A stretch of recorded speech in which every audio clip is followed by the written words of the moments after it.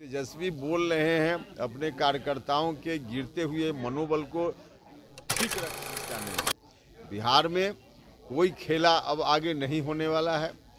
NDA की सरकार बिहार में नीतीश कुमार जी से बन गई है और 2025 जो चुनाव होगा लोक विधानसभा का, उस वक्त तक निश्चित रूप से यही सरकार, कोई अगर सोच रहा हो तो अपने को मुगाल के चंद्रशेखर और आप देख रहे हैं विमर्श न्यूज। देखिए, बिहार के लेनिन कहे जाने वाले शहीद जगदेव प्रसाद का जो है जयंती बिहार में तमाम पार्टियां हर्षोल्लास के साथ मना रही है। और ऐसे में जब पत्रकार उपेंद्र कुशवाहा से बात करते हैं तो उपेंद्र कुशवाहा जगदेव प्रसाद को लेकर कहे ही, और बाकी बात बिहार में चल रहे सियासी हलचल के बारे में, तेजस्वी यादव के बारे में क्या कह रहे हैं, पहले सुनिए।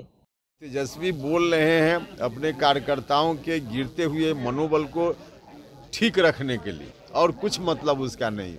बिहार में कोई खेला अब आगे नहीं होने वाला है।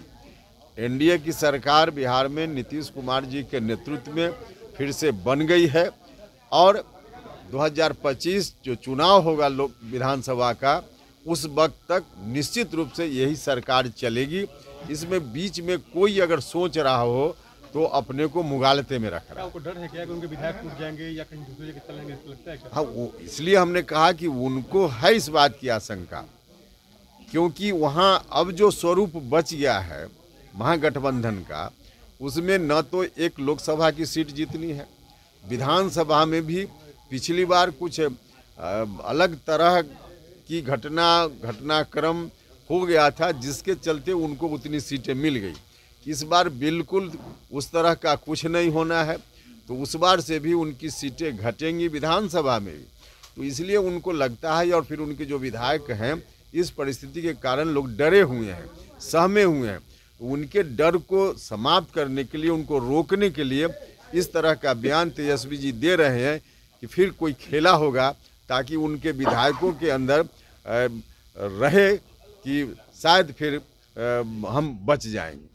नहीं, देखिए, स्वाभाविक है, अभी सरकार फिर से पुनर्गठित हुई है, तो आपस में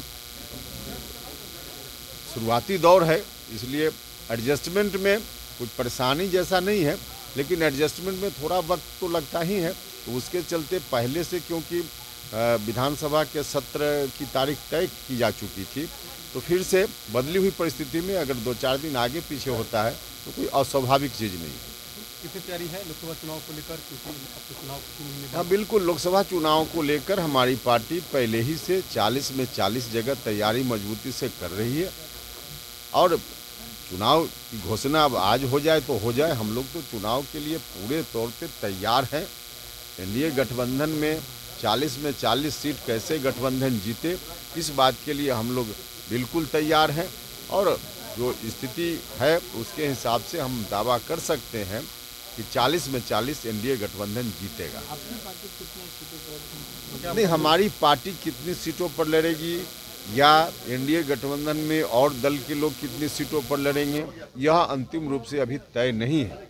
अंतिम रूप से तय करेंगे तो हम फिर बताएंगे। अभी जीतन राम मांझी ने बड़ा बयान दिया है, उनका कहना है कि 2 सीट से कम मंजूर नहीं है। हमको सीएम का भी ऑफर आया था, लेकिन अगर 2 मंत्रालय अगर नहीं दिया जाता है तो हमारे साथ अन्याय है। देखिए, मुझको नहीं लगता है कि एनडीए गठबंधन में किसी के साथ अन्याय होगा, लेकिन बातचीत के क्रम में अगर थोड़ा किनकी क्या इच्छा है, क्या वहाँ अंतिम रूप से चीज़ें तय होती है, इन चीज़ों को सार्वजनिक रूप से व्यक्त किया जाए, मुझको लगता है यह मुनासिब नहीं है।